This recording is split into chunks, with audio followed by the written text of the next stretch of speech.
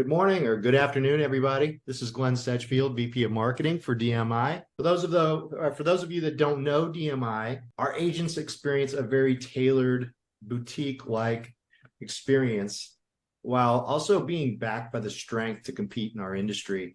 So we're a place where your success is our success. So it's important that we find ways to elevate your practice by educating you on the products and sales solutions that matter. So that is why today we've brought in two Joshes to talk about LTC Conversations with you. We have our very own Josh Rem. I've already got it messed up. Josh Rem with over 15 years experience. He is a VP of annuity sales here with us. We really appreciate him being here. And we also have Mr. Josh Ford from Nationwide. We really appreciate him being here. The reason why he's back is we had such a great reception to our last webinar. We wanted to do another one and dig a little bit deeper into LTC conversations that convert. So that's what we're going to talk about today. And I'm going to actually let Mr. Rem talk about that in a second. But before I do that, just a reminder to everybody, we have a chat function. We have a Q&A function at the bottom of your screen. Just scroll down, it will pop up and you'll have that available to you. So we will try to be as responsive as we can on those Q&A questions. We may save them for the end, but we also try to get them into the conversation as much as we can. Also look for some survey questions to have a little bit of fun with all this. But yeah, I will now turn it over to Mr. Rem for a little pre-thought for the presentation. Yeah, thanks, Glenn. Yeah, and the two Joshes is confusing. That'll probably stay confusing throughout the presentation. Yeah, but we'll get through it. But no, I think this is one of the more important webinars. As you mentioned, we had a great webinar on the product itself, but I think this in particular is one of our more important webinars. And it's because, yes, at DMI, we arm our advisors with the best products from the best carriers.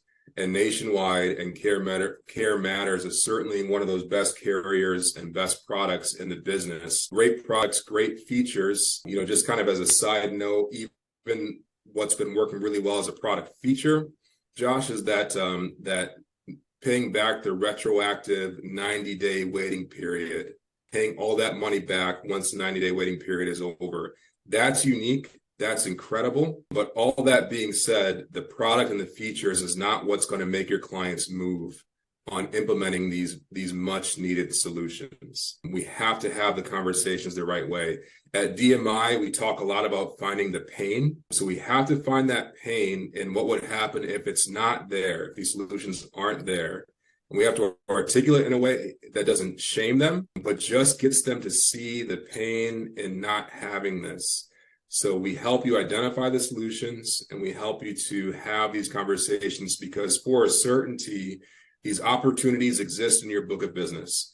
And for a certainty, you're going to be talking to somebody through the rest of this week who needs these solutions. So that's why this webinar is so important, because we can help you have these conversations in a way that will convert to sales, which means you're giving them solutions that they absolutely want and need.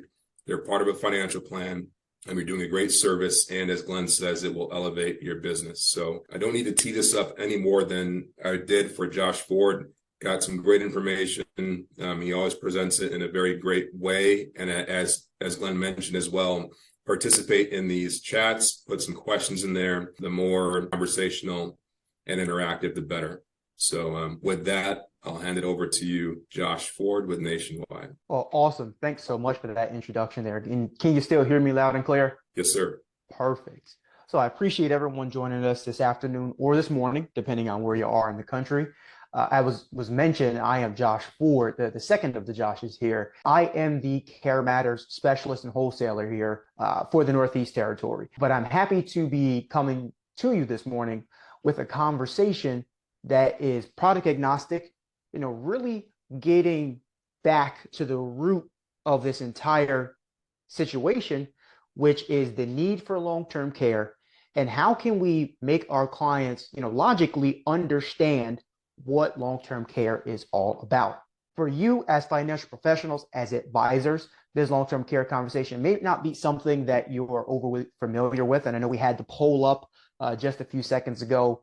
And many of you don't actively or consistently have that long-term care conversation to sell long-term care products.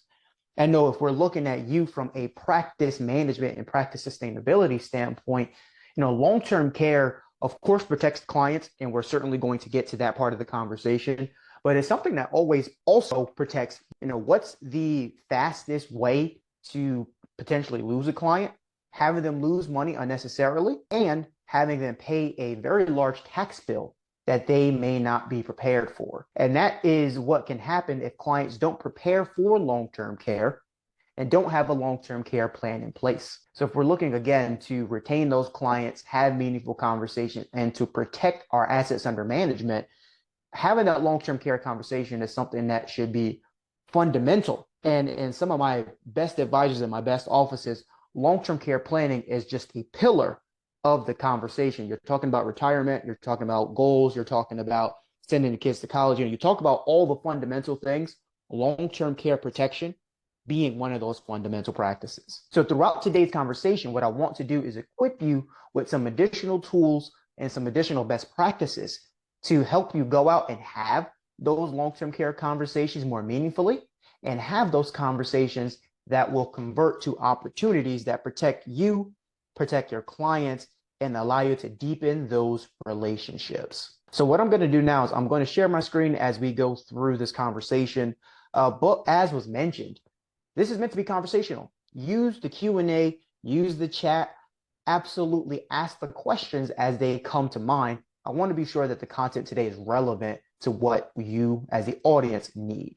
So of course, everything we talk about today from a disclosure standpoint is purely educational.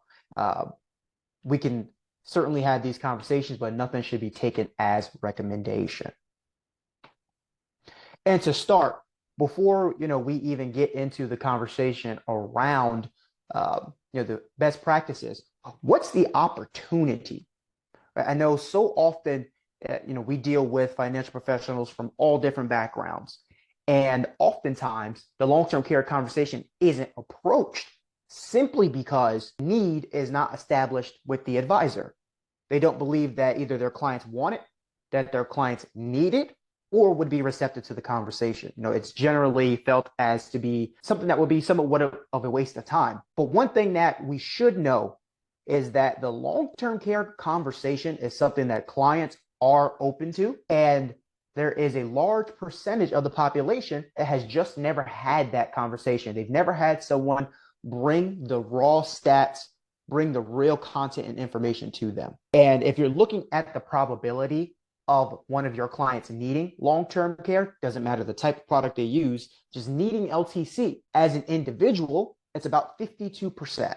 But if you looked at the probability of a couple where either one or both of them need care, it's about a 77 to 80% chance that each couple that you deal with, if you're thinking about your practice in your book of business, about an 80% chance that they'll need long-term care, at least one of them. If we're looking at the amount of folks that are covered, and this is a stat that goes back to, I believe it's 2018, so that number may be a little higher now, but only about 8% of all clients age 55 plus, pre-retirees, retirees, have long-term care. 8%. So that means 92% of individuals who should be having this conversation and should have some sort of coverage do not. The last I'll throw out there, the last figure, is that there was a recent publishing in the Wall Street Journal where they talked about long-term care. And at age 48, on average, Americans are thinking about long-term care, right? They're experiencing it with a parent or a grandparent. They've seen it happen to a friend's parent, right? They're really familiarized with what long-term care is, the stresses that come with it, the costs that come with it, and they are open to having a conversation. So I love this slide as the opener because one, your clients are going to need long-term care. There's a very high likelihood that out of every couple that you have in your book, at least one of them is going to need care. Second, there is a huge underinsurance problem, with 92% of pre-retirees not having coverage. And then the third thing, as I just mentioned, is your clients are thinking about long-term care young. Late millennial are thinking about that long-term care conversation. So if you are surveying your book, if you're thinking about long-term care, there certainly is a plethora of opportunity. And I hope that as we have the conversation here today, I help you to capitalize on some of that opportunity that we just identified. So throughout today's call, what I want to do is three things. I want to first help you understand how to have effective long-term care conversations, really focusing on three important elements. Then we're going to look at prospect profiles and how we can position differently, right? We know with different wealth strata come different needs and different goals. So we're really going to break down how to have the conversation differently with different types of clients. And then the final thing we'll do is really focus on funding according to those wealth classes. But of course, as mentioned, chime in at any point, utilize the Q&A, utilize the chat. I'll be pausing to be sure that we're able to have more of a conversation and not just a presentation on this topic. Excuse me, Josh, we actually Yes. have a question already. Perfect. The question is, the concept of long-term care is not as clear a topic such as life or disability insurance. So will we be covering like what alternatives there are? You know, we're hearing a lot of statistics right now, but some people are having a little trouble with approach. Yes, so we will be talking about that as well. Okay, so certainly we'll touch on that. It's a very important piece, as is mentioned. Absolutely. But let's start with the first key pillar of the conversation, right? If we're looking at important elements is words. And we know that in all aspects of life, phrasing, framing, timing are extremely important. That is no different with this long-term care conversation. And it is pretty consistent when we have client conversations, or I even personally do client presentations. When we use the words long-term care at the beginning, clients back away. And there's an exercise that I've done at these client forums where when we say, I would ask them, when I say the words long-term care, what do you think of? Who do you see? What do you envision? Really, where is this person? What's going on in their life? And oftentimes, clients say to me that when they think long-term care, they think of someone who is 85 years old in a nursing home, maybe wheelchair bound. They really think end of life. And while that's a part of what long-term care is, that's actually the minority of what LTC really is about. Long-term care planning is just planning for the health care costs that come in retirement. And even here at Nationwide, just as a quick statistic, when we think about where care is received, only 14% of our claimants are in nursing homes. 14%. So that means the other 86% are either in assisted living or at home. And just as a quick aside, at home, pure home care constitutes 63% of our claims. So when we want to have an effective conversation around long-term care, just being cognizant not to start the conversation with long-term care planning, those specific words, that can help us raise our ability to have a meaningful conversation. Clients will shut down less. Clients will be more receptive to talk about, I know there's going to be extra healthcare costs when I get older. My mom has to pay for medications, and they start to relate to a personal story. So that's how we should be having that conversation to start. Maybe using a phrase like extended care needs can replace that long-term care word as you start the conversation. Something else we find to be very effective is to substitute words that people use to lighten the actual situation, right? We see people talk about how it can be challenging to be in a position where you need care. But what really happens in a long-term care situation from a family's perspective, which we don't like to say at times, you don't want to be a burden, right? Clients don't want to be a burden to their spouses or to their children, to their family, friends, and loved ones. So to help boost the efficiency of the conversation, using very direct language seems to be very effective, as it makes clients take a step back, remove all the coding from the conversation, and really think about what is happening. You are, forcing your children to be stuck in the middle of your long-term care situation because you didn't plan, so now they have to take care of you, right? So as we go through the long-term care conversation and we propose this conversation with our clients, we want to be sure that we're being very direct, that we have them understand that nursing home care is not long-term care, what it's all about, rather. We're talking about home care and helping you stay at home for the longest time. And that we need to be using things like extended care needs, healthcare and retirement, those type of topics to help us bridge into this conversation effectively. The second pillar of an effective long-term care conversation is solving versus selling. And this one, we could do a whole hour conversation on, but this is fundamental. So often we see, or I personally see, advisors who are not used to having the long-term care conversation coming in with a product. The clients perceive that as you're trying to sell them something that they don't necessarily think that they need or understand the need for, right? In order to have an effective long-term care conversation, the best place to start is by establishing that risk, establishing that need. If clients don't understand what this conversation is around, they're going to back off and think of you as a seller as opposed to a problem solver. The number one way for you to have that effective conversation is, again, to change the words.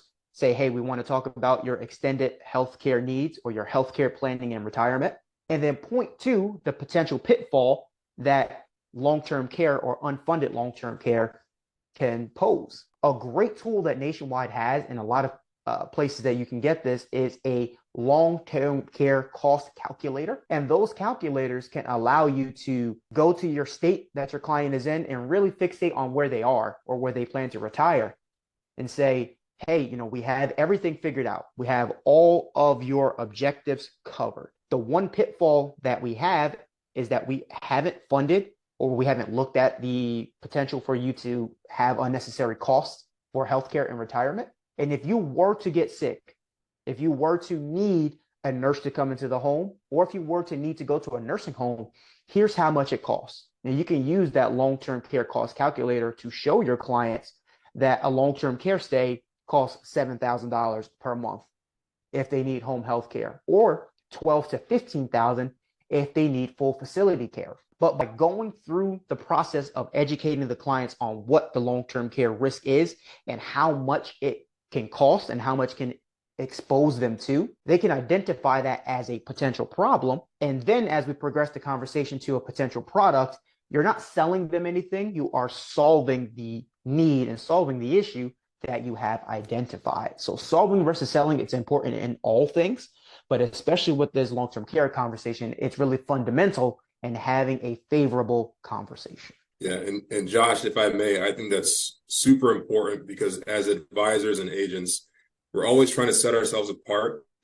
And everybody says, I'm comprehensive, I'm solutions-based. Everybody says that, but what actions are we taking that show that?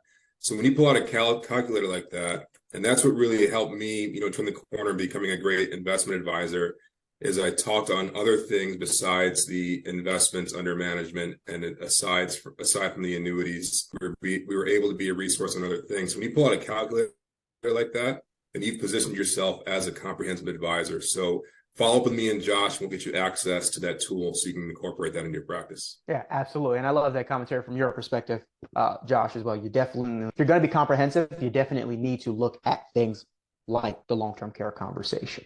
So that's the second pillar of an effective conversation. The third one, and this one is also extremely important, is clearing up misconceptions. And these misconceptions on the screen are the four that I get the most. And if you're an advisor out there who has tried to have the long-term care conversation or has it consistently, these are the things that I would bet you are coming across all the time. Clients think these things cover long-term care, but they don't. So understanding and dispelling these myths and clearing up these misconceptions are paramount in an effective conversation. And we'll talk through these here, and I'll go from left to right. The number one misconception that I get, or number one objection that I receive, is, well, I can pay for this myself. And this generally comes from our wealthier clients, upper middle class, maybe to wealthy, high net worth individuals. They think that they can purchase the nursing home. It's no issue for them to pay an additional 80 grand, 100 grand a year to pay for a nurse. Why would I do long-term care? First, folks don't necessarily realize the cost of care. And we kind of touched on that in the last slide. They don't understand how much it can be and how much it will be in the future. And a lot of clients don't really think about the real world consequence of self-funding. So oftentimes, if I get that self-funding objective, I sit down with the agent and we say, okay, well, if you're going to pay for this yourself, which is completely a viable option for you, what are you going to sell? And if we have access or the ability to pull up the client's assets or the advisor knows, say, okay, if you're going to need this, what exactly are you going to sell and what does that look like? Are you going to liquidate something out of the portfolio? Are you going to sell all real estate? What does that tax implication look like? And when we make the client really think about how inefficient that conversation is around self-funding, that helps us to have a more meaningful conversation around something like a tax-free long-term care plan. So self-funding misconception is the number one thing that we get. But again, the biggest way to get around that and the easiest way is to make it very real and show the client how inefficient paying for it themselves can be. The second biggest misconception is Medicaid. A lot of clients know Medicaid. Maybe they have friends and family who have been on Medicaid, but Medicaid is not going to be for your clients. Medicaid is really designed for individuals, when this varies by state, but for individuals who have a $2,000 or less in countable assets. And it only covers nursing home in most situations. So for any of your clients who have well above $2,000 of countable assets, which all of them do, Medicaid is just not there. It's designed for low-income individuals, and it's not at all designed for them. So having clients understand that Medicaid is not their choice, it's a choice for other folks, but not for them, can make them more receptive to understand, okay, well, that was my long-term care plan. That doesn't exist. Let's talk about something that's meaningful. So that's Medicaid. Of course, Medicare is similar. In short, Medicare is healthcare related. It's not designed for long-term care events. In some situations, Medicare may pay for part of the first 100 days of a long-term care event, but it's not going to pay for the entirety. It's not made for that. So if someone is relying on Medicare for long-term care, just having them understand that it's designed for healthcare costs, not long-term care costs, can help them be more receptive. The easiest way for me to illustrate that to folks is, Medicare, that may pay for prescription drugs, that may pay for the actual healthcare costs. But when you go home, who's taking care of you at home? Who's cooking? Who's helping you get in and out of the shower? Who is helping you to get dressed? Who is bringing you up and down the stairs? That is where the separation from long-term care and healthcare is. And again, Medicare may be great for that healthcare conversation, but when you get home, who's taking care of you? That's where that gap where long-term care still exists. And then last but not least, health insurance. And this is one that we get, but it's similar to Medicare in so much that your health insurance is designed for the healthy side. It's designed for a doctor's visit. It's designed for, surgeries. It's designed for all those things related to health care, not long-term care in the home, in the facility, whatever the case may be. There's a complete separation between those types of policies, and we need to cover that long-term care conversation. So again, these are the biggest misconceptions that we see. You may get others, but understanding and being able to dispel these myths and clear up the misconceptions absolutely helps you to have more meaningful long-term care conversations. Excuse me, Josh. Yes. While we're on this slide, we have someone that's, it's not really a question, it's more like a comment about Medi-Cal. And that this person saying Medi-Cal is going away in 2025. Right now, the asset test is at 130,000. Yeah, so there are some differences with each state's offerings when it comes to their, we'll call it social programs. But that is a great thing to remember, is that some of these things may be going away, especially like Medi-Cal may be going away in 2 years. And that furthers the point that you need to have an effective long-term care conversation, because we can never really rely on government programs. They're here today. There's all types of conversations around Social Security and all these things, going up or getting nixed. And the only way for your clients to truly have coverage is to do it themselves and purchase private long-term care. So great commentary. Yeah, and Maureen, that kind of speaks to the earlier question as to alternatives. And you might talk about it more later, Josh, but this slide really hits on, these are the alternatives, and they're perceived alternatives that aren't as efficient as purchasing the insurance to leverage your money to buy more coverage. Because I think the biggest perceived alternative is self-funding or self-insuring, quote unquote. But that more or less addresses that earlier question. Yes, that's why I love this slide. It really shows where the gaps are. And the last gap that's up here, and people are perceiving it as an alternative, are the state long-term care programs that are being talked about across the country, which started with the Washington Cares Fund. And I won't spend a ton of time going into details on this, but for those of you who aren't familiar, some of the states are looking at implementing a mandatory tax that pays for a long-term care program. That program, however, is not all-encompassing.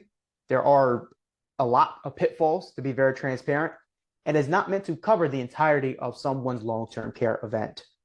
Just to give you a quick example, in Washington State, their coverage that they put forth in the form of the Washington Cares Fund is they did a payroll tax, right? The payroll tax was 58 cents for every $100 of income.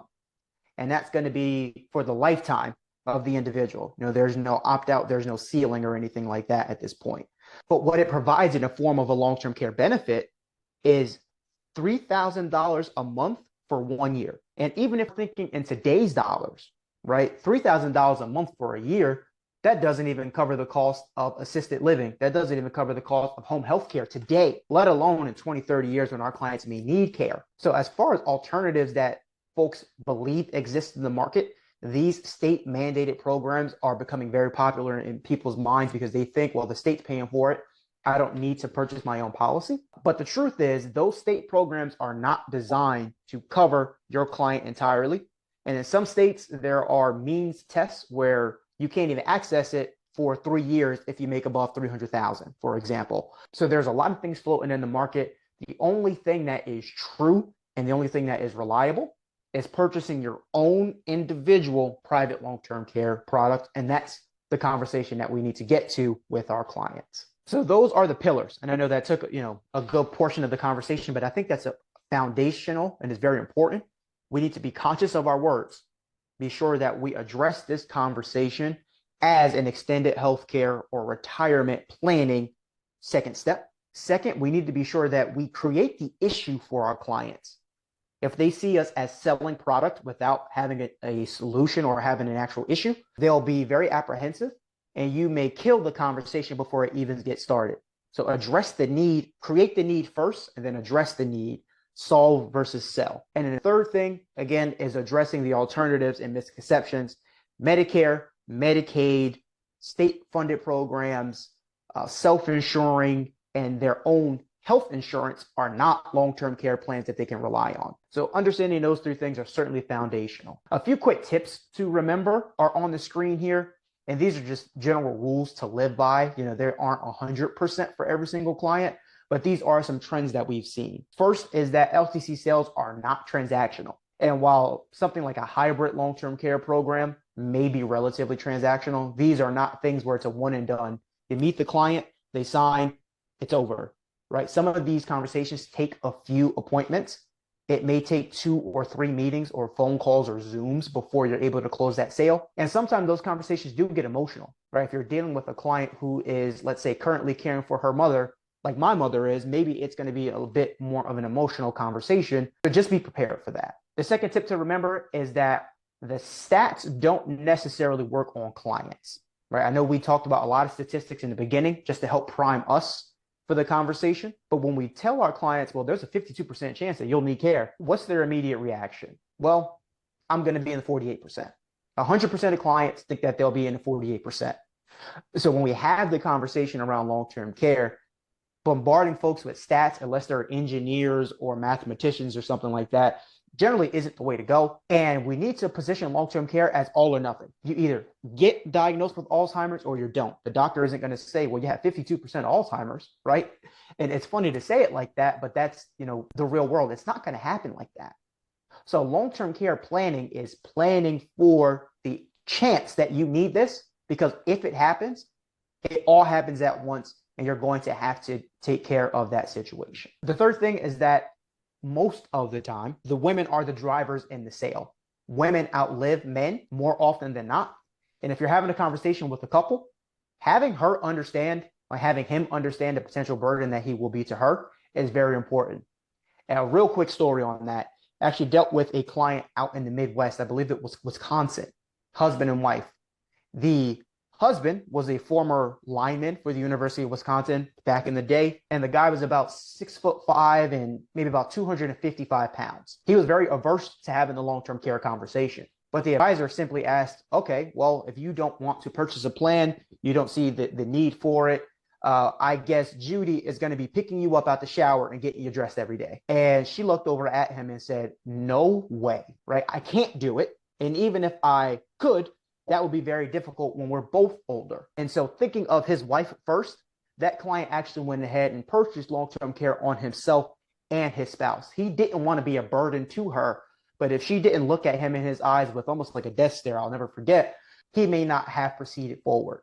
So really looking at the emotional part of the conversation and understanding that the woman in the relationship may be the driver of the sale, it's very, very important. And last but not least, the conversation can change. You know, a lot of the time, as I just mentioned, the women will buy the LTC, the care part of the conversation. The men may be more prone to the returns.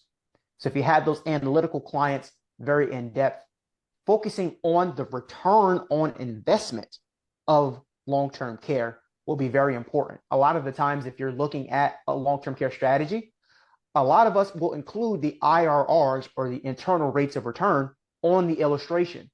So if you're looking to have something that's effective, especially for that male client that may be stubborn, showing, okay, at age 80, when you are likely to need care, there is a 8.5% tax-free rate of return. The taxable equivalent on an asset that exists in a portfolio would have to be 11%. So if you start posing the conversation more analytically and using the IRR specifically, that is something that may lead to better conversations with those more male clients. And I'll pause here for a second before I kind of transition into pinpointing prospects. Are there any questions out there in the chat or anything that the DMI team would like to add? Josh, how did you know? It's mind reading. So we have two really great questions that really talk to the families that surround your clients, right? Yes. So the first one is, Josh, as you're speaking, are you talking about talking to the older client or to other generations that surround them? And do you feel like many advisors lose families as clients because they did not link with them sooner rather than later? So two great questions. I'll address the second first, and then it'll address the first question. And of course, I have a story for everything. So a really quick story of another advisor that we dealt with where there is a grandson and a grandfather. The grandfather was pretty well off. He actually founded a dental school in California, doing very well for himself. He had an advisor that did not believe in long-term care. So as he went through his life, they did a really good job on accumulating, but they didn't really spend time on deconstruction of the portfolio. So what happened was a day came where the grandfather had a bit of an accident. He could no longer stay at home by himself. And they got the doctor to say, you know what, he needs a nurse to come into the house. So granddad gave his advisor's information to the grandson, who really, was the one that he talked to the most. And the grandson called the advisor and said, hey, granddad needs long-term care. It's going to cost about $8,000 a month. For home care, we need to hire 2 nurses to come in. Where are we going to get that money from? They didn't have an answer. So unfortunately, they had to go ahead and tap into the inheritance that was supposed to be passed down, and they had to liquidate that for the long-term care event.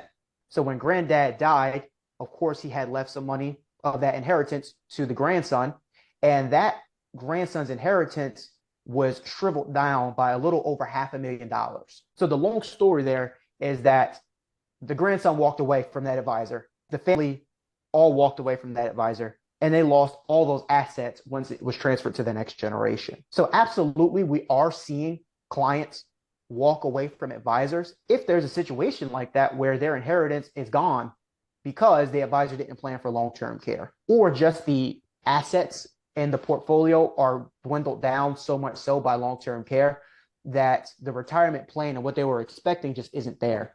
So you can certainly lose not just that client, but their spouse, their children, their cousins, all those referrals. Those may be out the window if there's a very unpleasant experience related to long-term care. So as I'm talking through this conversation here, now I'm certainly still talking about those older clients in their, let's call it their 60s, maybe early 70s that are still eligible for product. But more often than not, we're looking at that second generation, individuals in their 50s who are looking at their parents go through long-term care and are receptive to the conversation. Average purchase age here at Nationwide, this may be different for every carrier, but our average client is 57 years old. So more often than not, we're talking to that pre-retiree who is seeing it happen and wants to prepare for it proactively. Did that answer both the questions, Maureen? But both of those questions were from one person, so thank you. Okay. There is one more, and I'm not familiar with it, so I'm going to read it as it is and let you take it. At some point, please mention partnership policies and also filial responsibilities as a way to incentivize the family to pre-plan for LTC and Medicaid. Most on the call may not even be familiar with these opportunities. Yes, absolutely. So we'll touch on those briefly. Those can be very dense topics. But in short, if we are looking at the long-term care conversation, a lot of products these days don't qualify for the state partnerships. And the short way to think about it is states used to incentivize folks to purchase traditional long-term care contracts. And the thought was that if I purchased $500,000 of private LTC, about maybe exempt from my Medicaid spend down number, or maybe assets that we get to keep later on. A lot of the products don't fit into that category anymore. So clients certainly need to be aware of the types of products that they're purchasing and what the benefits are actually going to be. And 100%, if you're looking at some of these products, some of them do have a cash benefit, and the cash benefit does allow you to pay family members, right? And I know that may be part of what's being asked. But if you're looking at a long-term care solution and your clients know that, if I get sick, I have a son who is going to help me, or I have a daughter who's going to help me, or my next door neighbor used to be a nurse and I just want them to come over and care for me. Understanding the type of product that you're purchasing and presenting to clients is very important because if they do want a family member, friend, or someone along those lines to care for them, you want to be sure that they are purchasing a policy that does allow for that. Two very great questions there, right? So what we'll kind of delve into next is pinpointing prospects. And we've talked about, a lot of great things, but let's talk about how we actually look at our book. When we think about clients, who are great candidates to have the conversation with? We've had a conversation. We're very mindful of what we said. We've established the need. We've shown them products.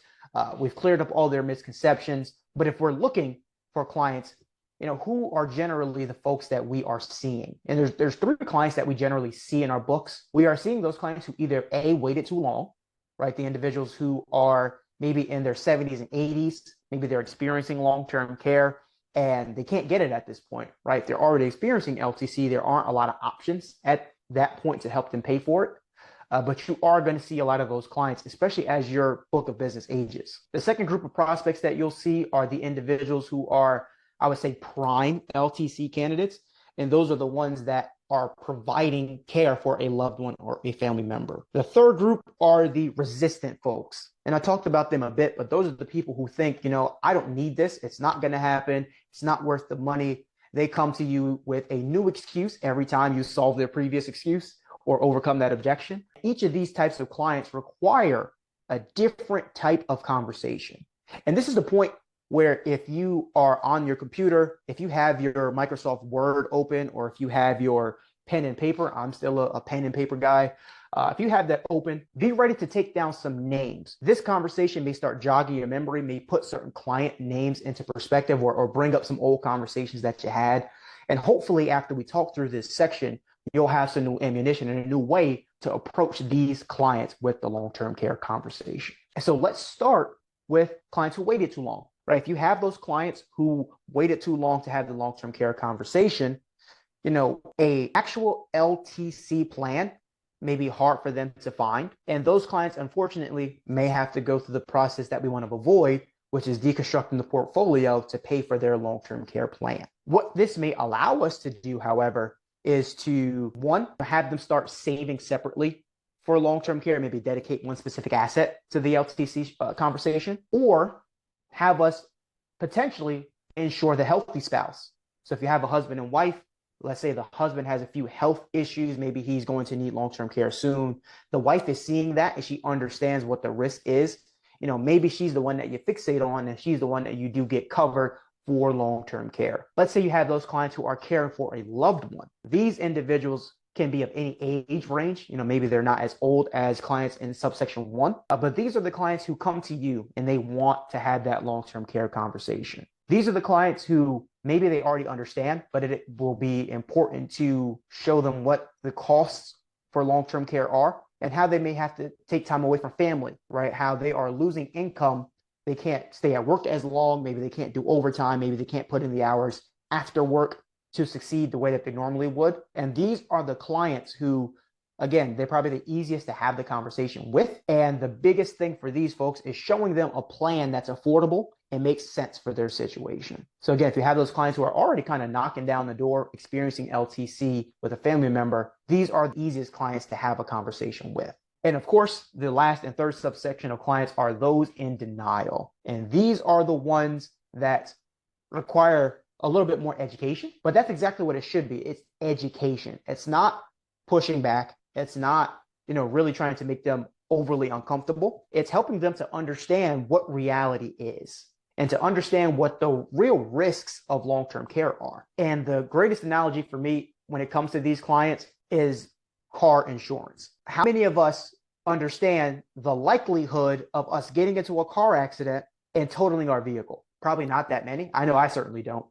But we all do purchase car insurance. Why? We purchase it because we understand the risk, right? There's a very low likelihood, but if it does happen, it's going to be a catastrophic event for us. So with these clients who are in denial and they are very resistant, we need to make the conversation really about the risk of not having long-term care coverage and not planning for an LTC event, as opposed to looking at statistics and really trying to push back on that side of things. Very frequently, we need to agree with these individuals, right? Whatever their objection is, usually it has some sort of bearing. We need to agree with them. That may help to break them down, disarm them a little bit, and then educate them further. A very good example, and we've kind of talked through this, is the clients who can pay for it themselves.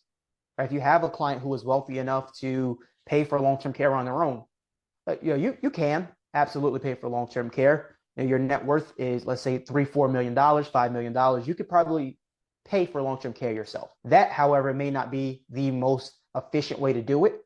And let me show you something that's a bit more efficient, has a greater rate of return, it's guaranteed, and it's tax-free. That bridge of agreement to problem solving can certainly help you work with these more difficult clients. Again, we don't want to push back. We don't want to raise any more walls. We want to break down the walls by agreeing and then providing education. So those are really the three client profiles that you'll come across from an LTC standpoint, either folks who waited too long, and maybe they are ineligible for long-term care. Your opportunity there is to ensure their spouse. Maybe the spouse is still healthy and there's an opportunity. The second type of client you'll come across are those who are experiencing long-term care with a friend or family member. Those meetings may be a bit more emotional, but those folks are generally receptive to the conversation. One thing I didn't mention, they may not even know long-term care insurance exists. Right? They just know, well, I have to take care of mom. They don't understand, well, we could hire someone to take care of mom so that we don't have to really abandon our old lives to take care of a parent. And then thirdly, the clients that you'll come across are those in denial, very analytical. These clients you want to agree with, you want to understand whatever their hesitation is, and then help them to understand that there is a more efficient way to go about the long-term care conversation. Yeah, and on the topic of efficient versus inefficient, and correct me if I'm wrong, because I think one of the biggest misconceptions is I can pay for it myself, and they absolutely can. But when we do that, so $1 of self-pay pays for $1 of a long-term care expense, right? Whereas $1 of long-term care insurance will pay for multiple dollars long-term care expenses. Is that accurate, Josh? Correct. Yeah. So you can do that. You can pay for it on your own, but leveraging your dollars for a larger long-term care expense is true self-insuring. You can self-fund and deplete those assets, and you'll deplete them much faster than any portfolio returns could replenish it. And I think, Josh, correct me if I'm wrong, on average, you need something in the ballpark of 8 to 10% returns on a portfolio year after year in order to generate the same amount of benefit that a long-term care policy would provide. Is that in the ballpark of comparing it to self-funding? It's actually a little bit higher. It's normally in that 9 to 11 range, maybe 10 to 12 for young clients. But yes, you are correct. Yeah. You need a much higher return. Absolutely. Yep.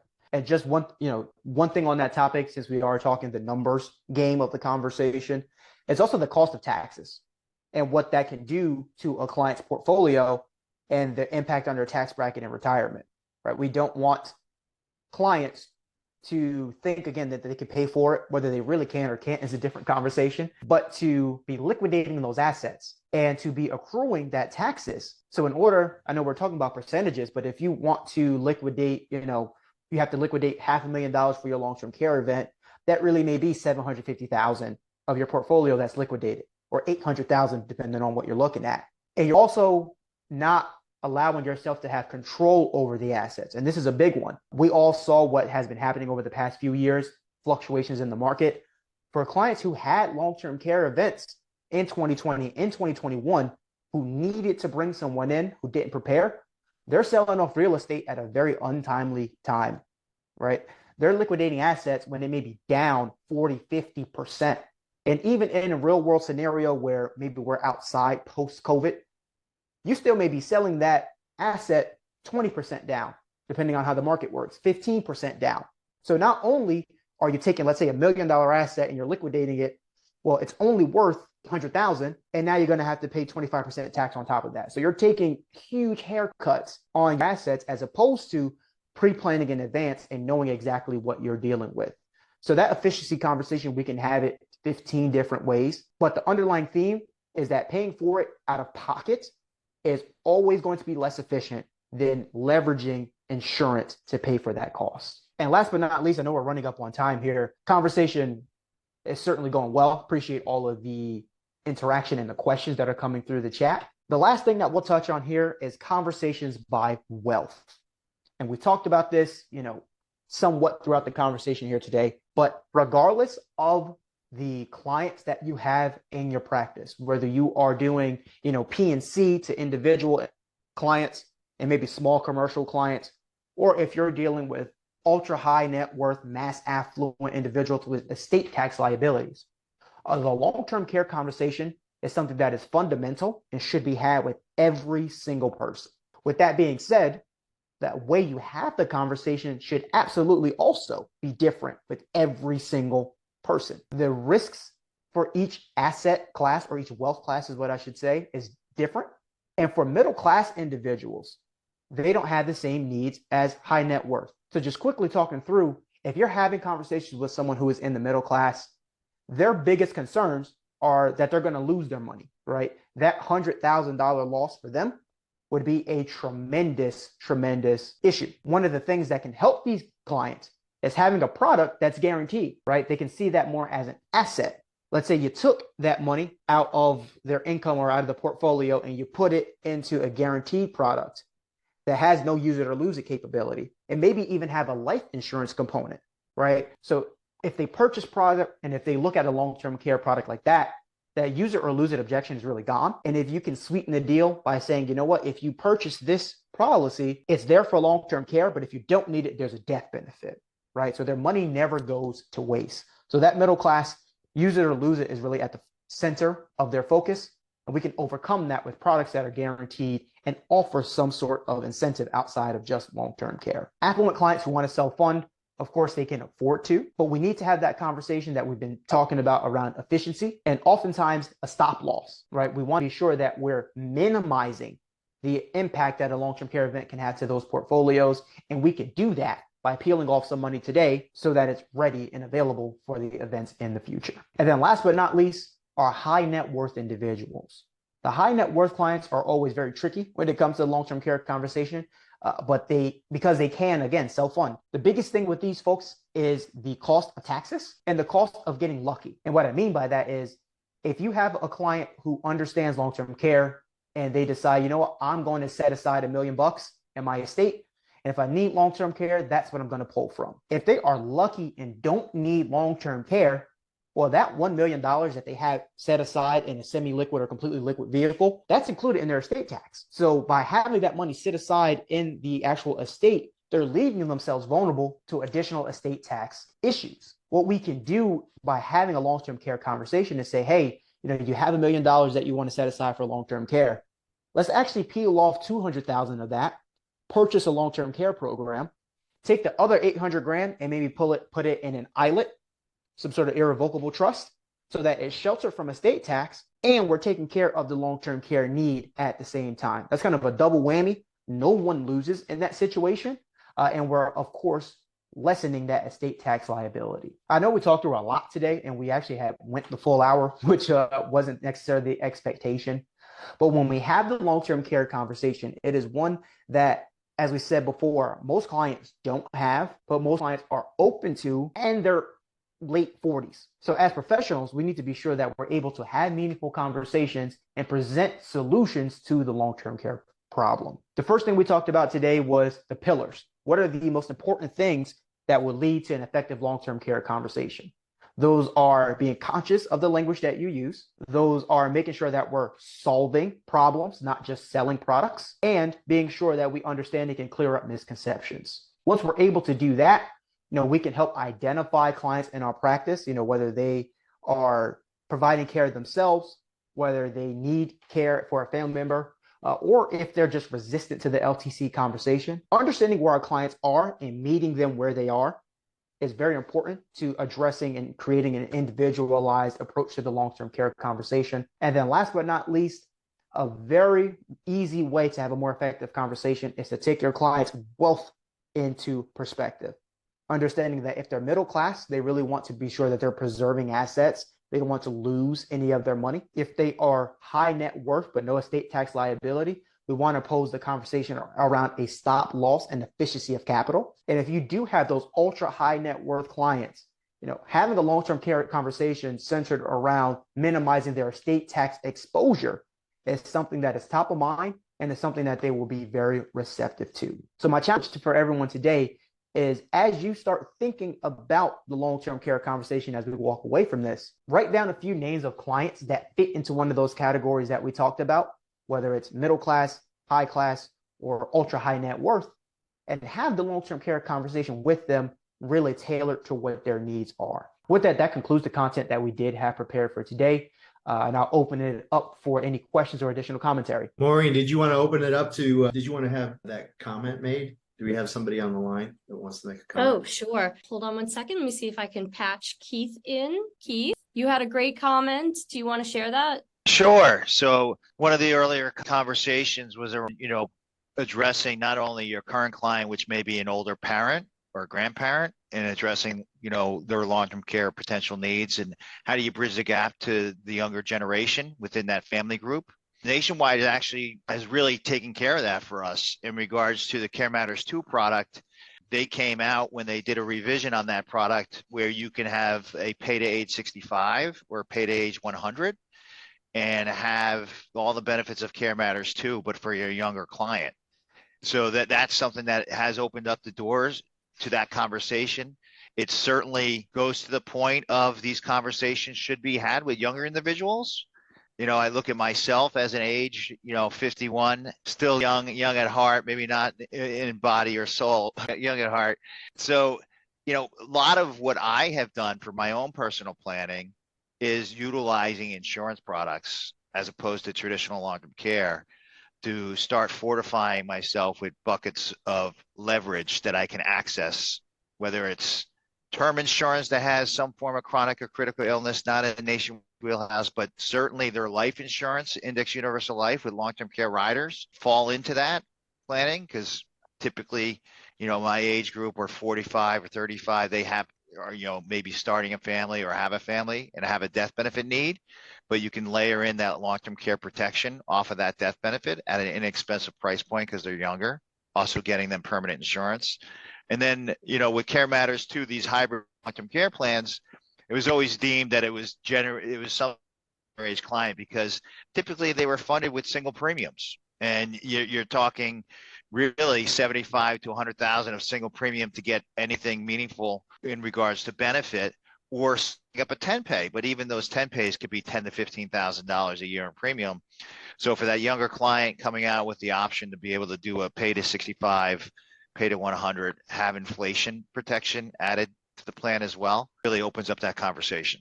So it's really a layering of different products and solutions that I see as a conversation to have with clients that don't have anything in place to address this need. Thank you very much, Keith. Appreciate the thoughts there. We are at time. So Josh, I just wanted to hand it back to you and see what kind of thoughts you have on any of John, Josh did a great job as always. We appreciate your partnership. We appreciate the expertise, and this conversations is so important. My fear is always, as an IMO, as an insurance marketing organization, when we call our advisors and agents, the idea is we're calling you to sell the latest and greatest product. This annuity carrier just raised its rates. This life insurance carrier just lowered its premium. So sell, sell, sell. But I can speak for myself and all my colleagues that when we reach out to you, it's to get a profile of your business and your clients, to see who they are, and to tailor our solutions to you and based on who's sitting across the table from you. We know these opportunities are in your book of business. Reach out to us. Think of who came to mind during this presentation. Let us get you an illustration and talk it over with you and prepare you to have this conversation. We talked about pain. The clients have the pain and not having it. We have the pain and advisors and not offering it, and that need comes up and their beneficiaries say, why didn't you address this?